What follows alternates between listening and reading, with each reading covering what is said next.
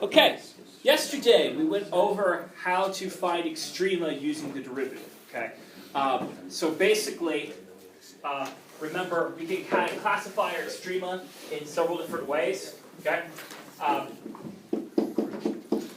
extrema, we've got absolute and relative. Yeah, and it's always a maximum or a minimum is what we're after here. Are these nodes? Yes. Okay. Maximum or minimum. Okay. So we can find these extrema. Okay. We also call these things critical points. Okay. Or critical numbers. And we can find them by setting the derivative equal to 0. So happen when f prime of x equals 0, or when f prime of x is undefined. Okay? Alright. Any questions about what a critical point is and how to find one? Okay? Sorry, what's the difference between absolute and relative again? Okay, so absolute maximum minimum is the biggest point for the, or biggest or lowest point for the entire function. Okay. And relative is going to be just on an interval. Specifically, I like to think of relative as being more of a location where the graph changes direction. Okay, that's a better way of thinking about these things, because when we look for relative maximums or minimums, that's essentially what we're looking for. Okay, and when we confirm the premise of when we confirm whether it's a maximum or minimum using the derivative, we're looking for a sign change. Okay, remember it goes from positive. The derivative will go from positive to negative for a maximum, negative to positive for a minimum, and the sign won't change for that third type of point, the saddle point, where the graph levels off and then goes back up again. So the absolute extrema is like where the greatest range is between the maximum and minimum? Basically, an absolute extrema would be the place of would be the highest or lowest point completely. So not every graph will have both a maximum or minimum. Okay, huh? A tangent graph would have. Like a tangent graph wouldn't have one. Okay, so you could have graphs that have them. Okay, for example, you can have graphs that have one but not the other, like a parabola. Okay, you could also have it where you got to graphs not have them, so it's very possible. You also, though, can define absolute extrema for graphs where you're only looking for at an interval. So that is, I'm only looking at the graph from like the function's only going to be defined from like 2 to 5, So you and then prime 2 and then f prime 5. well, what you would then do is you would check for any regular extrema, okay, but also check the endpoints then, because the endpoints themselves might be extreme. Like define extrema, you set the Derivative equal to 0. So extrema and critical points are They're the same thing. Yep, same thing. Okay, or rather, extrema are a type of critical point. Okay, all right. Everyone, kind of get this basics back down again. All right, good. So let's look at a quick example or two from the homework of how to find critical points. Okay, so examples here. Okay, so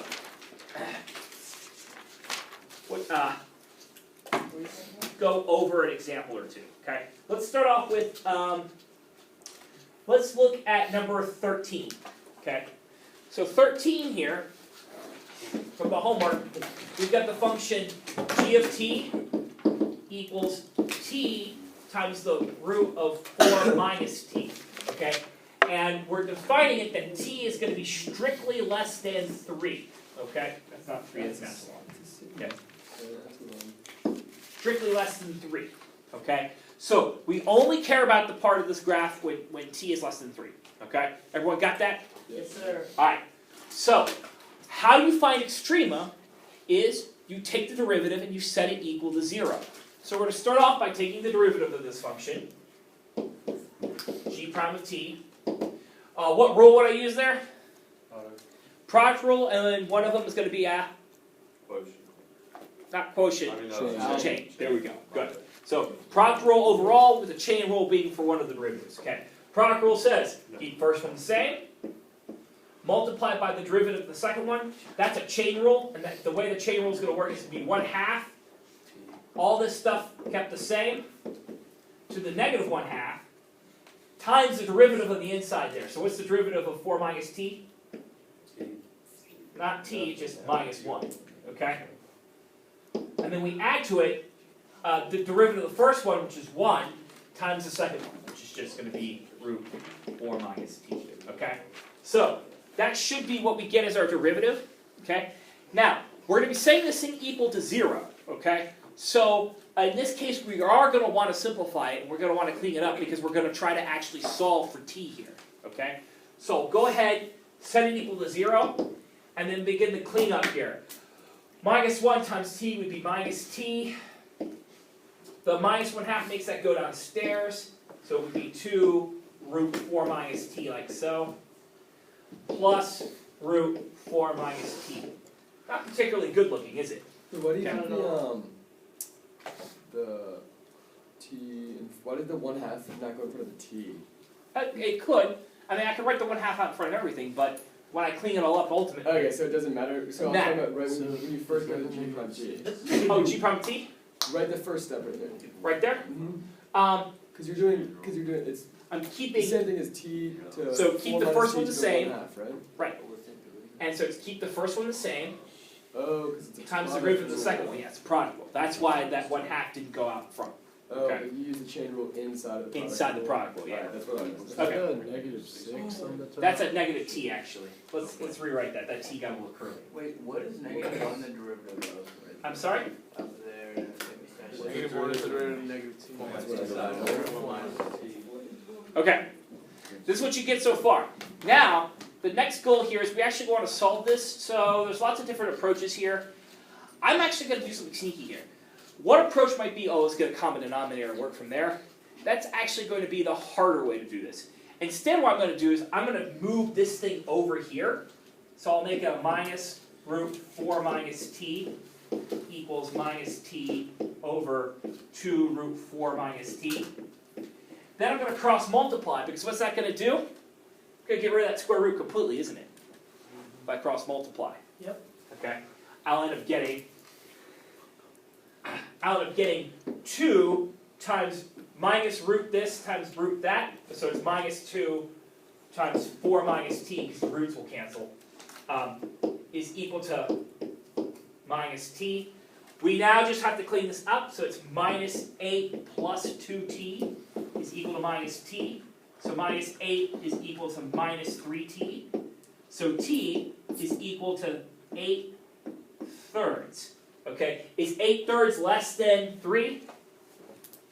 Yes. Yeah, absolutely. 8/3 is less than 3. So we're good. Okay? Now, so our critical point happens for this function at 8/3. Okay? Now, if I wanted to confirm that this is a critical point, what could I do? I could graph it, right? Well, I went ahead and graphed it earlier. So there's our function, t times 4 minus t to the square root of 4 minus t, so t to the 1/2 is how I wrote it in here. And if I look, I get this like hook-shaped graph there, okay?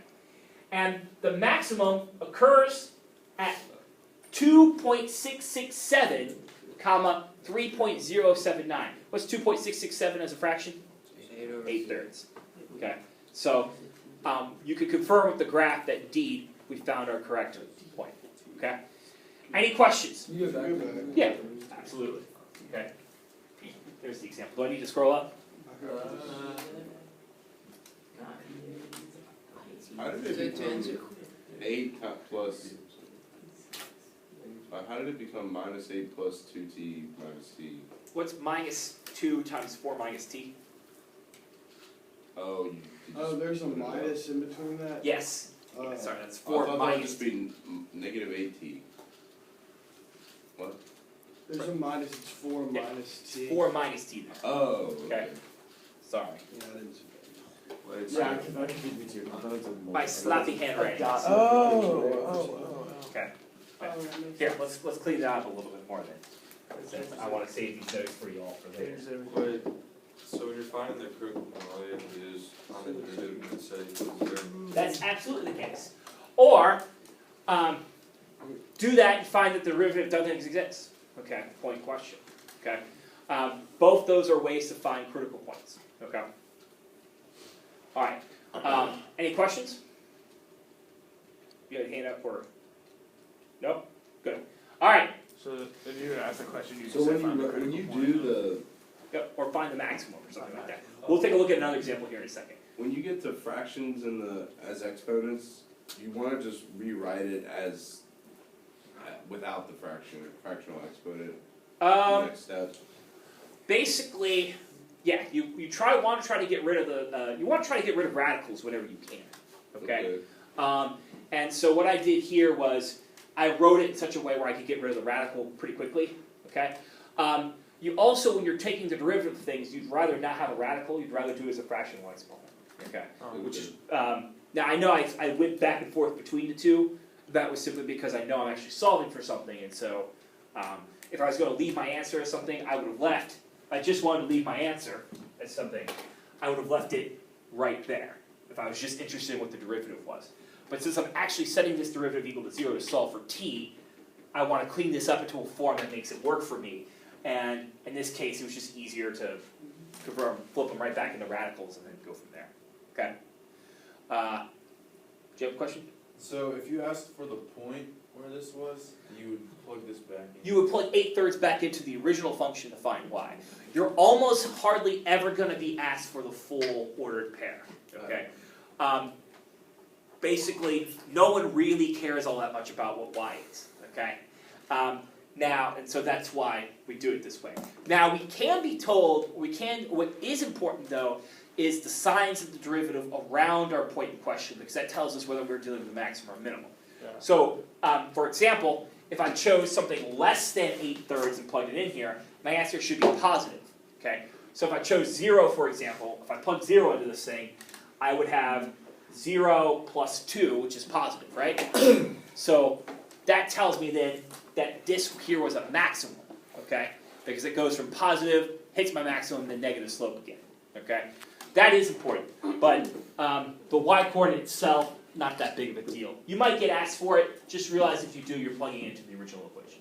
Okay? Yeah, I was gonna say, how do you know if what you found is how would you know that that's a maximum or minimum without graphing? Without graphing, you do sign analysis. Yeah. Okay, so you do sign analysis using the derivative, okay?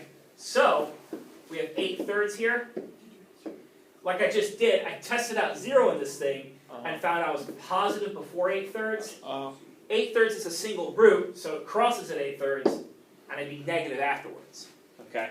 So, I go from positive to negative, that only happens with maximums. Think of it this way, roller coaster's rising up, hits the top, then shoots down again, doesn't it? Yes. Okay, and so think of it like that.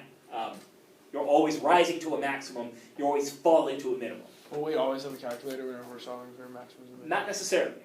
Okay. Like for example, I didn't use a calculator for this problem, and we were able to figure it out just fine. So that's going to happen. You'll have situations where there'll be plenty of times where you'll have not have a calculator and solve these. Okay. All right. Let's look at one more of these things. Let's look at 15. Okay. And from the homework, okay? And we're gonna, not only are we gonna find the critical points, we're gonna classify them as maximum, minimum, or saddle point, okay? 15, saddle point. 15 is f of x equals the sine squared of x plus the cosine of x. And we're restricting our domain to be strictly from 0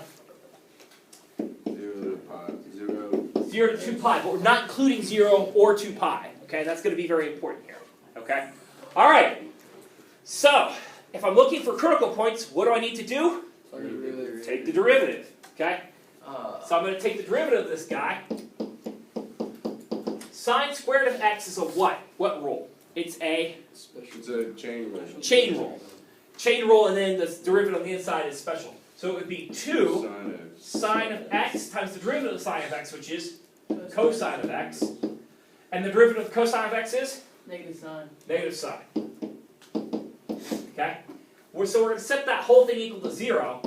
What can I factor out of there on both sides?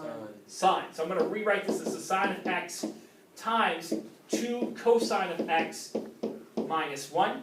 And Did you say it was sine squared of x cosine x when you were doing the derivative? the derivative would be 2 sine of x cosine of x. 2 sine of x. Alright, okay? And the reason I wanted to factor out that sine of x is now I've got something that's very easy to solve, doesn't it?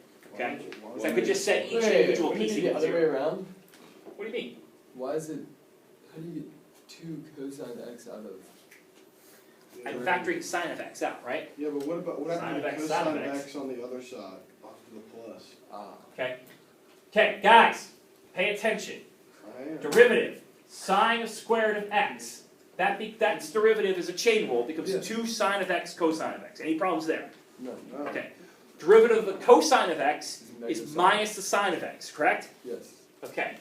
I'm going to pull out of this whole thing, okay, sine of x, because it's in both terms there, right? There's a sine of x right there, sine of x right there.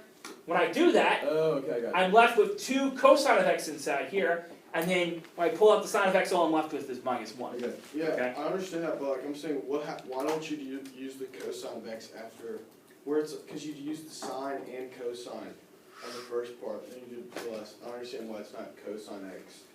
Negative times sine. negative What? sine. What? The derivative of sine. Never mind, just Okay. keep going. Okay. Just keep going. Alright, I'm not sure I'm understanding your question at all here, but Because the first one he did a, what's it This is called? a chain rule. rule. that's a chain rule. Okay. Because it's basically sine of x squared, okay?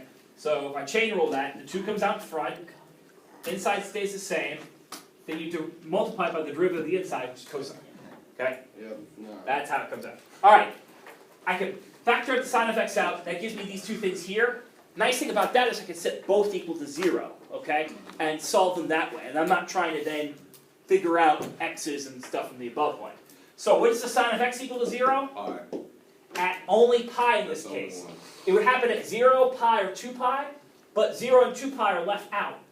So the sine of x equals 0 only when x is equal to pi, okay? So that's one critical point. The other one we're going to have is when 2 cosine of x minus 1 equals 0. So what we're looking there was for when 2 cosine of x is equal to 1, or when the cosine of x is equal to 1/2. Where does that occur from 0 to 2 pi? 5 over 3. Pi over 3 and 3 pi over 5. 5 pi over 3. 5 pi over 3. Good. Okay, so this happens when x is equal to pi over 3 and 5 pi over 3. You said both of them equal to 0? Yeah, both parts.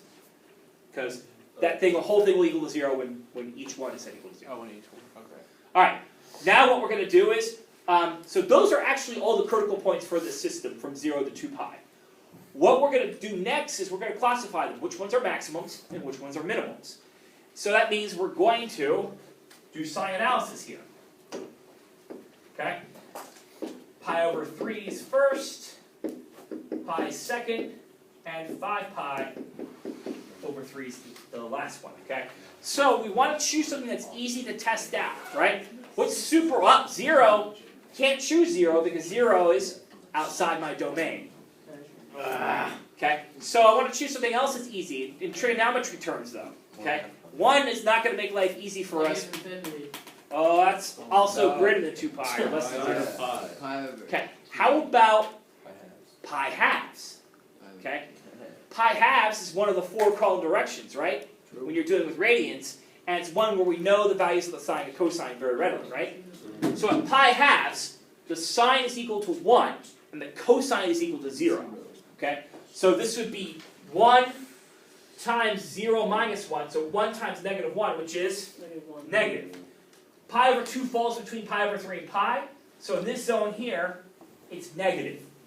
Now from that, from sign analysis, do we need to really test out any points? No, because we know it should alternate positive, negative, positive, negative. So, pi over 3 is a maximum, pi is a minimum, and 5 pi over 3 is a maximum again. How do you get x equal to pi? Like, I don't understand where you got x equals pi over 3. Unit circle, radians. So wait, What value, sine of x is equal to 0 for what radial value? when sine pi. Okay, so that's something you're going to have to keep track of. Okay, remember those don't ever go away. Yeah. Oh wait, why are they alternating having like one row and then I'm sorry. These are not squared. there's nothing? Yeah, But that's in the the- square cube. Where is it now? So in the original. Okay. Okay, and so sine, remember, is always what y is. So the y of pi. So sine of pi is 0. So sine of x equals 0 when x is pi. So would you Okay.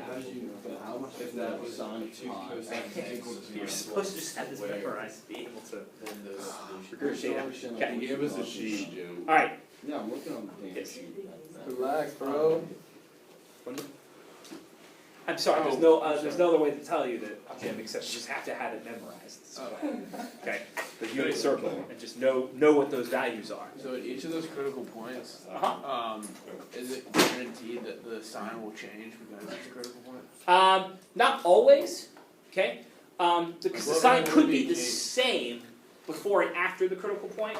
Okay. Then in which case you have a saddle point. Okay. So they're critical points, yes. Determining whether maximum or minimums or neither comes from the sign analysis. Okay. And I knew the signs changed in this case here because I've only got single roots. So if any of these were a double root, the sign would change the same, and it wouldn't be a maximum or minimum, it would be a saddle point. It would level off and then keep going back up. So it would look like x cubed. Okay? So it would do one of these numbers here. Okay. Remember, x cubed looks like that there. Yeah. Derivative is 3x. 2x squared. That's equal to 0 when x is equal to 0, right? Yeah. That's a double root. So if I did sign analysis on it, I would see it's plus beforehand, then it bounces and stays plus afterwards. Okay? And so, and that's why this isn't a maximum or minimum, but it's a critical point. It's where it saddles out. Okay? Any questions about how this works now? Basically, finding extrema should be very straightforward. You just take the derivative, set it equal to 0, okay, and then whatever the solution is, that's going to be your maximum, minimum, or saddle point. Determine what it is from there. Little sign analysis. Okay, much easier than what we were doing before. Correct? So if it's a saddle point, it would be double root? Yeah, double root or quadruple root or whatever. And Even root. Even root. Yeah. when doing sign analysis, how do we know which part to use, like sin x or 2 cosine x minus 1? Oh well, they're all critical points, and so I laid them all out here. So you can use either one to You would plug use in. them both, actually. You'd want to use them all. Okay. I only did that so I could find them easily. Because like isn't sin of x like in between pi and 5 pi over 3? Wouldn't that be negative? Pi is between pi over 3 and 5 pi over 3. Right. Okay. So that's how I laid it all out there. I'm just saying like if I plug 3 pi over 2 into sin x, that'd be negative. Right. And so 3 pi over 2 is between pi and 5 pi over 3. Right, but it says positive. Okay. Because remember, there's also this part of it over here. Oh, okay. And Oh, so you gotta plug it into both. Right. Both sides. yes. So all right. So when you plug that pi value into sin x multiplied by 2. Yeah. Okay. Yep. So say between 2 points they Yeah, were I mean, positive, would that just be No. a saddle? Well, Yeah. X is equal to the sine. All right. of pi.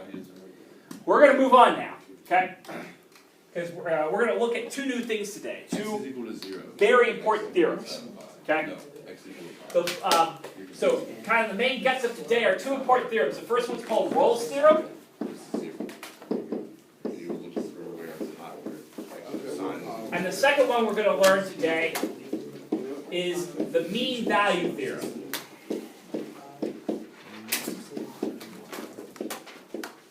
Okay?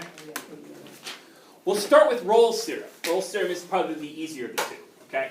If you read the book is going to say, for Rolle's theorem, the definition is if f is continuous on the closed interval from a to b and differentiable on the open interval from a to b, okay, then yada yada yada. I'm going to start off in saying right now, if a function is differentiable, it's also continuous. Okay, so you only need to say that thing once. Okay, you don't need to tell me a function is continuous on a closed interval if it's differentiable on the same open interval. Okay, you just say it's differentiable. That takes care of both. Okay, just wanted to point that out. The book has a lot of redundancies in it. Okay, basically, So what Rolle's theorem is, okay?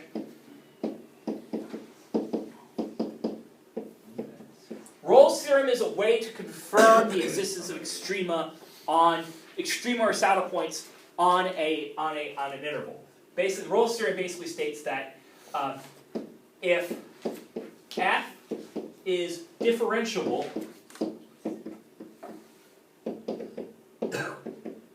on an open interval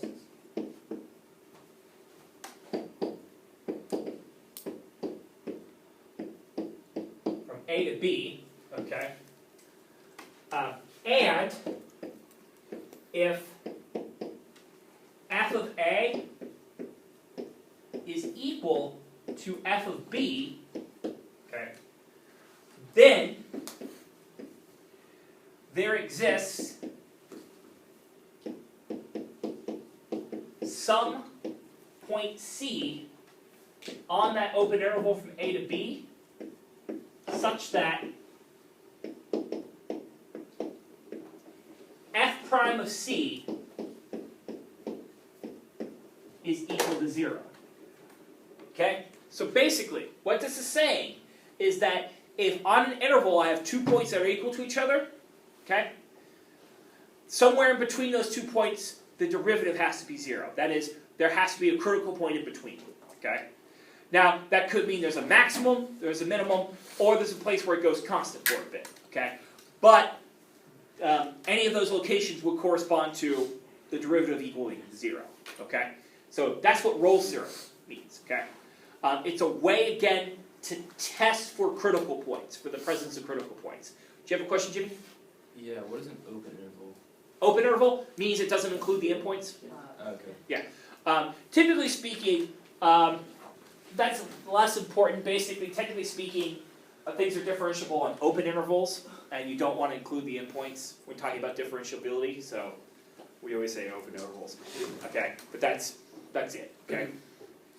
Yes? Differential, what does that mean? You can take the derivative. Okay. It's kind of weird. What does that say, C all the numbers? Oh, C Does that mean some within points? A to B. Does that mean some points? What? On the Yeah. interval. So there exists some point, that little weird E symbol means within. Okay? C within A and B. Okay? Within the interval from A to B, such that f prime of C is equal to 0. Okay? Yeah? If f of A equals f of B, couldn't that mean that it would just be a horizontal line and there would be no critical point? Well, remember, horizontal line has a derivative of 0. but- 0. And critical points, by definition, are not necessarily maximums and minimums. It's places where the derivative is 0. So, in that case, yes, you're right, you could have a horizontal line, and every point in between would be a critical point. Okay? It wouldn't be maximum or minimum, but it would be saddle if you think of it that way, because it's flat. Okay? It's just a long, and the sign doesn't change, so that's why we had that third type, that saddle point type.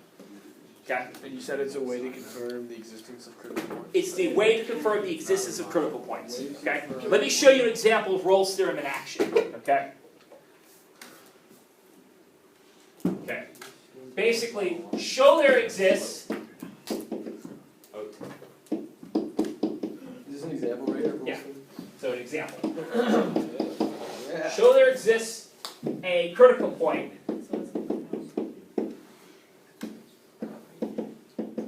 for f of x equaling x squared minus 4 from -1 to 1, okay? So we want to show there's a critical point on that interval right there, okay? How do we do that? Well, we say, what's f of minus 1 equal to? What's f of 1 equal to? And if they're equal to each other, then by Rolle's theorem, there's a critical point in between them, okay? Somewhere in that interval. Well, what's f of -1 here? -3, right? What's f of positive 1? 3. Okay. Sorry, -3, excuse me. Excuse me, -3. Whoops. Okay. Is -3 -3? I think so. I think so, yes. Therefore, by Rolle's theorem, there should exist a critical point on this interval. Okay, so therefore, by Rolle's theorem, So whenever the numbers, like, whenever putting like two numbers that are equal, when they get the same value, is that gonna show? Yeah. It's a critical point? okay, yep, by Rolle's theorem, a critical point Would the critical point exists. exist directly in between the two numbers? Not necessarily, or So how does that like answer the question, you just solve the interval? yeah, well, I mean, obviously, probably the easier way to do it is just find the critical point. I mean, this is a fairly easy function.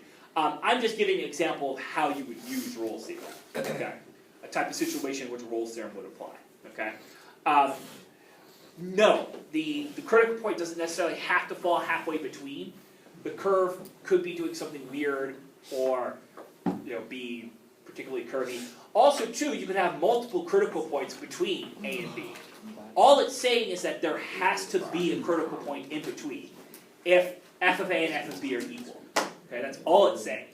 Okay? Yeah, it only shows at least one has to exist. There could be more. Okay, but it does show it's one. Yes. Okay. But as Rolle's theorem, I mean, this shouldn't be all that difficult of a theorem, right? It's just mainly just, check to see if the things, basically check to see if they're equal to each other. If they are, critical point. If they're not, then Rolle's theorem doesn't apply. Again, it's one of those situations where there could be a critical point still, but Rolle's theorem wouldn't apply. Like the intermediate value theorem says everything could work, but we just don't apply in this situation. Okay? Does that make sense? All right. Good. That's an example of Rolle's theorem. Okay? Let's take a look at our next one. Okay? The mean value theorem. Mean value theorem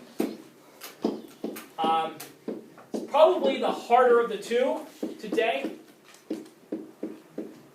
Okay? That we're learning. In itself is not particularly all that earth-shatteringly difficult. It is a rather important theorem. Okay?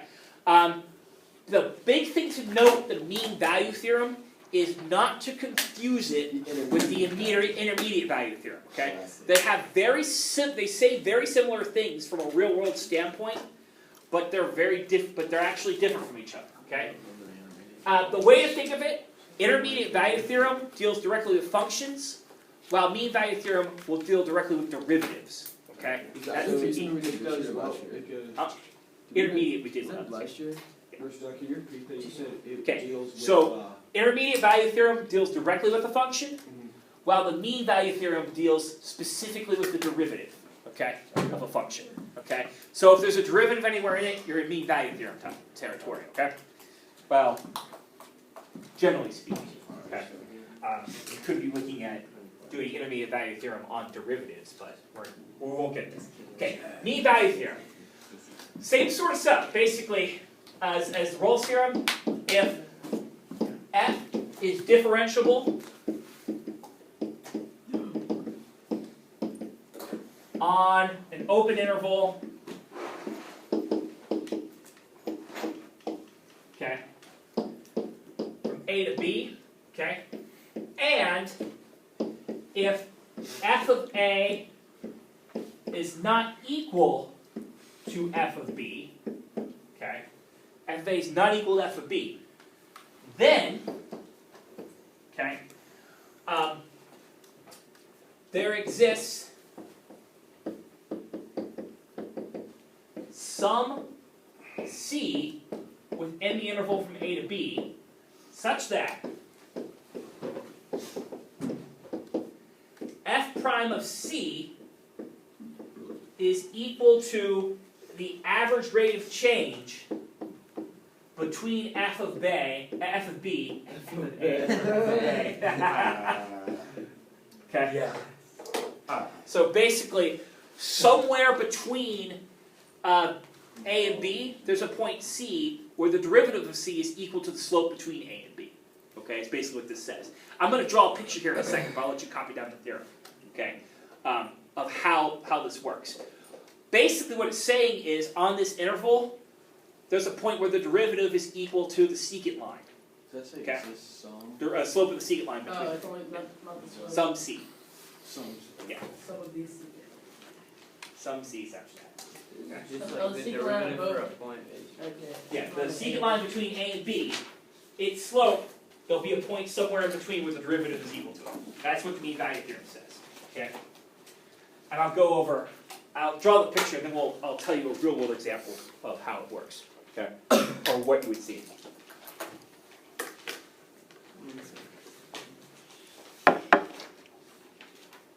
And how it's different and it's very subtly different from the intermediate value theorem. Okay? The real world example of this. Okay? All right. Okay. Let's look at the picture. So, graphically, mean value theorem.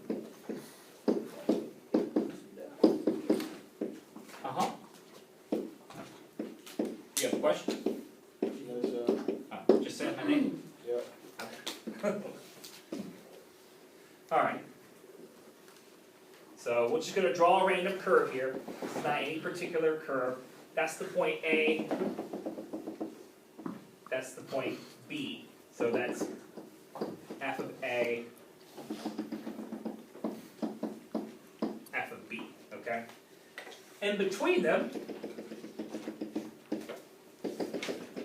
there's a secant line, right? And this will be the secant line between A and B. Okay? Well, what the mean value theorem basically says is that whatever the slope of that, there's a point C in between here, okay? Such that the slope of the tangent line at C, okay,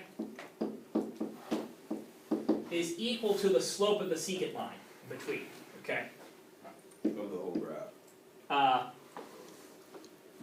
What do you mean a whole graph? Or Just the show slope. that the-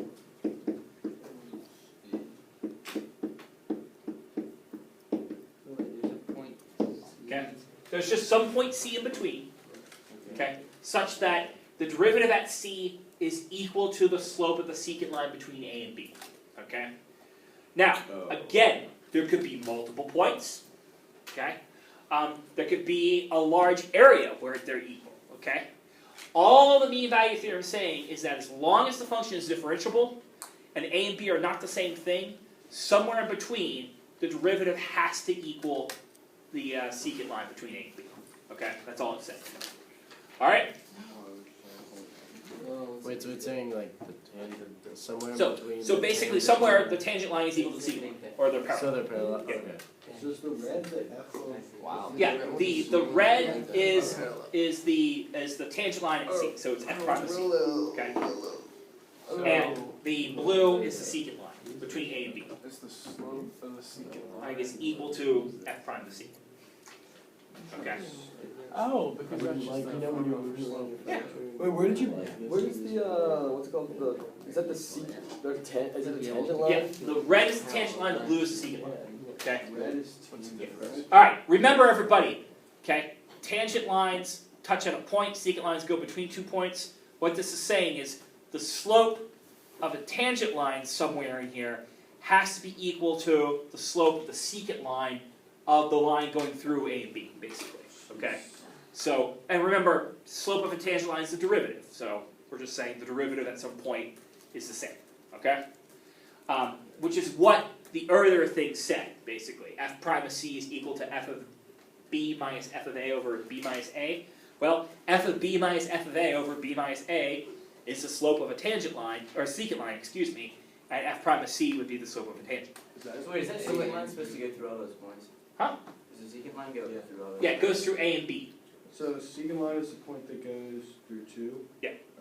So would you give us like a point, like would you give us points, or besides A and B, would you say C is here, or? So, you might get a problem like this might be done in one of two different ways.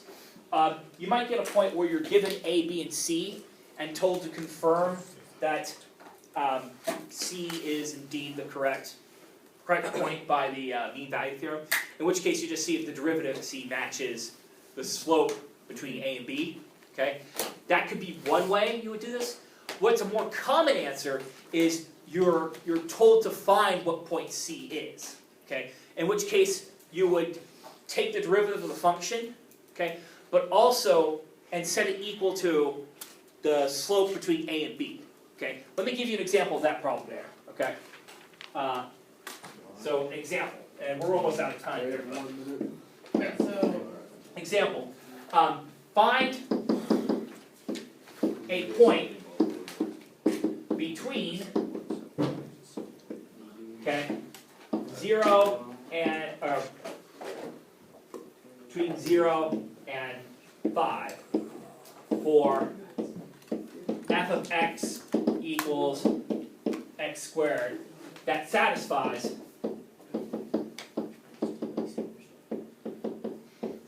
the mean value theorem, okay? How that would work, okay? First thing I would do is I would figure out the slope between 5 and 0, okay? So it's going to be basically f of 5 minus f of 0 over 5 minus 0. That's going to be 25 minus 0 over 5 minus 0, or 25 over 5. So Which is is the mean 5. value theorem trying to find the point or the slope? Slope. Okay, well, mean value theorem looks for slopes, yes. But basically, mean value theorem says there's a point in between where the slopes are equal. Okay? And what we're doing here is, in this example here, we're going to use the slope to find the point. Okay? Yeah. So what's the answer, just 5 right there? Huh? So the answer just 5. The answer's not 5. 5 is the slope. We're trying to find the point where the derivative matches 5. So what I did do is take the derivative of f of x. So f prime of x, the derivative is 2x. I set 5 equal to 2x and solve, gives me x is equal to 5 halves. So, the mean value theorem basically works when x is equal to 5 halves. Okay? So that's when the slope of the tangent line. That's when the slope, so at 5 halves, that's when the slope of the tangent line to x squared is equal to the secant line between 0 and 5. C is not a critical. Not a critical point. Okay. Okay? The weird thing is that you take the slope